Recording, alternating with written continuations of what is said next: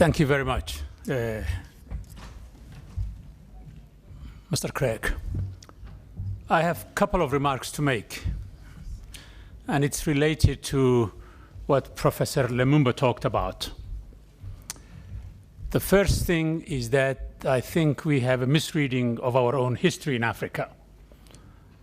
And here is a correction. It wasn't Ghana that was the first country in Africa to become independent. That's wrong. Historically, it's wrong. It was the Sudan that became the first independent post-colonial African country. January 1st, 1956, almost a year earlier than Ghana itself. So that's a correction that we need to make. Give the credit to the Sudan.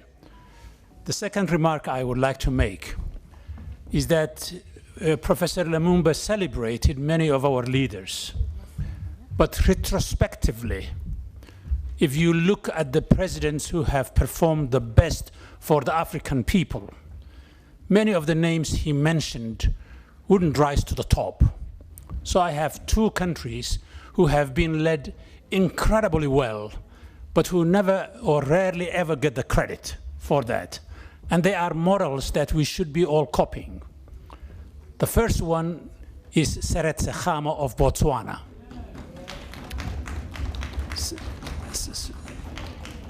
President Khama and the late Vice President and then President Maseri built a country from scratch.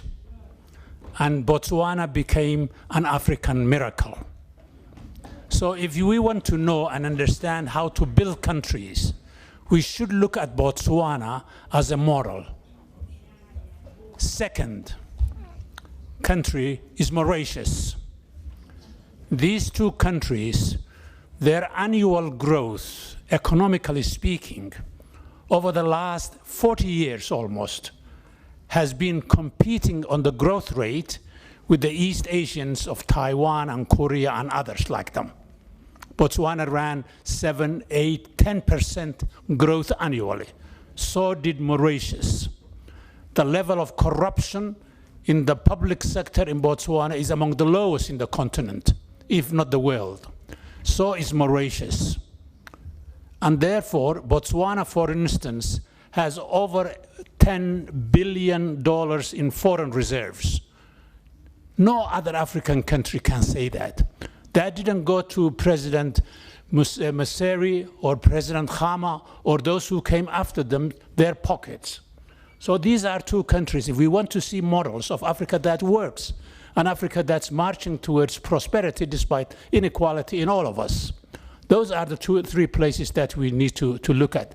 The final remarks there is that I'm Abdi Samatar from Somalia. This is my first session in Parliament. Somalia is known as a basket case. But I want to give you a 2-second history of the country, because just like Khama in Botswana and in Mauritius, Somalia did something before any other African country post-independence did. Somalia was the first place in this continent, from Cairo to Cape, from Mogadishu to Dakar, where there was a democratic change of government several times in the 1960s, when the rest of the continent was wrecked by coups and single-party states. I wrote a book about that called Africa's First Democrats.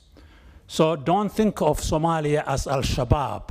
Think of President Osman and Prime Minister Hussein, who set the tone for what it means to be a democratic, free, and an African country. So Somalis are Africa's first Democrats. Thank you very much, sir.